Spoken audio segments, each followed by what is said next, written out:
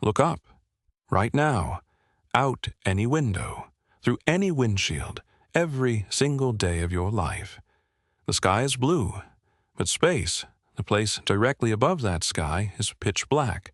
The sun that lights everything up, its light is actually white. So why isn't the sky white, or green, or red? Why does a colorless star, shining through colorless space, paint a ceiling of perfect, vivid blue every single morning? Hello, hello, Mr. Obvious, at your service. The expert in things that have been right under your nose this whole time. So there I was, this morning, lying flat on my back in the garden, coffee in hand, clipboard nearby, just staring straight up. And it hit me. Wait a second.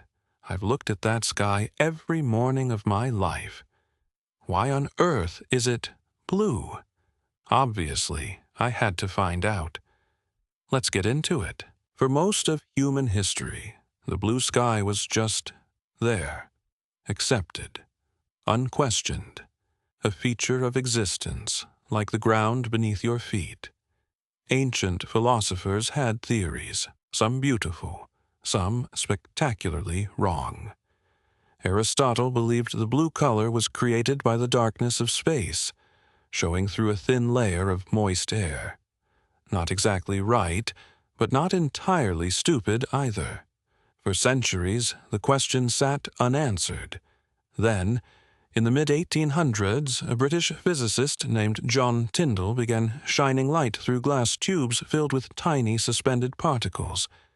He noticed something strange.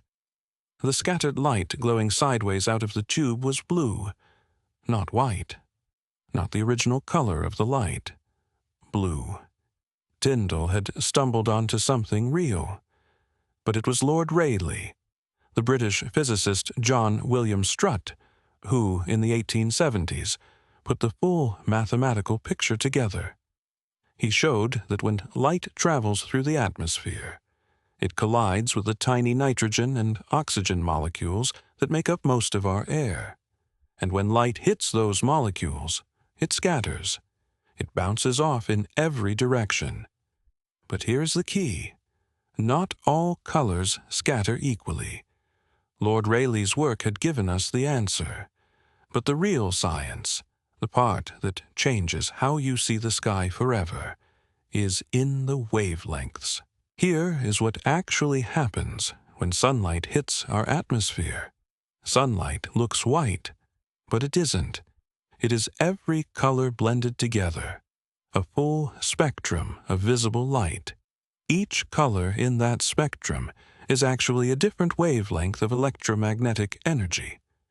Red light has long, lazy waves. Blue light has short, tight, rapid waves. And here is where the atmosphere becomes a sorting machine. When sunlight enters the atmosphere, all the colors start hitting those nitrogen and oxygen molecules. The red and orange wavelengths are large. They mostly pass straight through, barely bothered. But blue light? Its wavelength is so short, so perfectly matched to the size of those tiny molecules, that it gets absorbed and immediately re-radiated in every direction. It bounces, ricochets, scatters, again and again across the entire sky. This process, light scattering off molecules, is called Rayleigh scattering. And the reason blue dominates is brutally elegant. Blue light scatters roughly 10 times more than red light. 10 times. So no matter where you look in that sky, up, sideways at a 45-degree angle, you're catching scattered blue light coming at you from every point in the atmosphere. The sky is not painted blue. It is generated, rebuilt, every single second, by trillions of collisions between light and air. That vivid blue ceiling exists only because you're inside a thin, miraculous shell of gas. Step outside that shell, go to the moon, and the sky is black. Even at noon.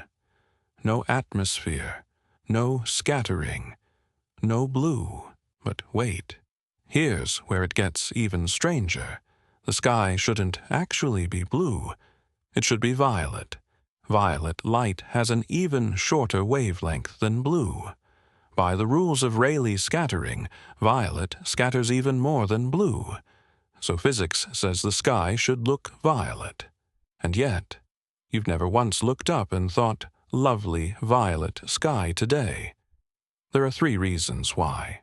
First, the sun actually emits much less violet light than blue to begin with. There's simply less violet in the raw material. Second, a lot of the violet light that does enter the atmosphere gets absorbed by the ozone layer before it can scatter. The ozone simply eats it. Third, and this one is about you personally, your eyes are not equally sensitive to all colors. The 3 types of color receptors in your eyes, your cone cells, are tuned to detect red, green, and blue. Violet, being outside the sweet spot, registers as a combination of signals, dimmer, weaker, so your brain, combining all 3 signals from a sky full of mostly blue scattered light with a hint of violet, rounds it to blue. The blue sky is, in part, a construction of your own visual system. Physics makes the light scatter. Your biology decides the color. The universe wrote the score. You play the music. So there you have it. The sky is blue because of a collision between light and air that has been happening since Earth first grew its atmosphere. Because blue light bounces, red light doesn't, and your eyes were built to notice. It's not decoration, it's not accident. It is physics, biology, and atmosphere conspiring every moment of every day. The next time you look up, you'll know you're not just seeing sky. You're watching 10 trillion collisions per second, translated by your own biology into the most familiar color in the world. Now, here's my question for you. What other color in your daily life have you never once questioned? Sunsets? Shadows? The color of water? Drop it in the comments.